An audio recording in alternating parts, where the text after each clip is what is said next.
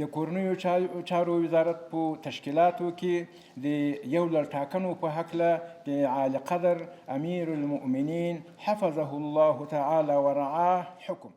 بر بنیاد حکم رهبری امارت اسلامی، مولوی ولی جان حمزه به عنوان والی جدید ولایت غزنی در یک نشست رسمی به باشندگان این ولایت معرفی شد. در این نشست شمار از مقام‌های بلندپایه امارت اسلامی، مسئولان محلی و نمایندگان اقوام حضور داشتند. مولوی محمد شریف حقمل رئیس شورای علمای غزنی در سخنرانی خود بر حفظ و تقویت نظام اسلامی تاکید کرد. نو درنو مسئولینو مسلمانان ورونو که موږ تاسې د ارزو لرو چې دغه اسلامي نظام د موږ په دې ملک کې باقي پاتې سي، نو ځانو ته ښه متوجه سي چې موږ د عمل علی استقامت په دین باندې نصیب. همچنان در این نشست حاجی موسی سعادت به نمایندگی از بزرگان قومی از تعیین والی جدید برای ولایت غزنی استقبال کرده و از خدمات والی پیشین نیز قدردانی نمود.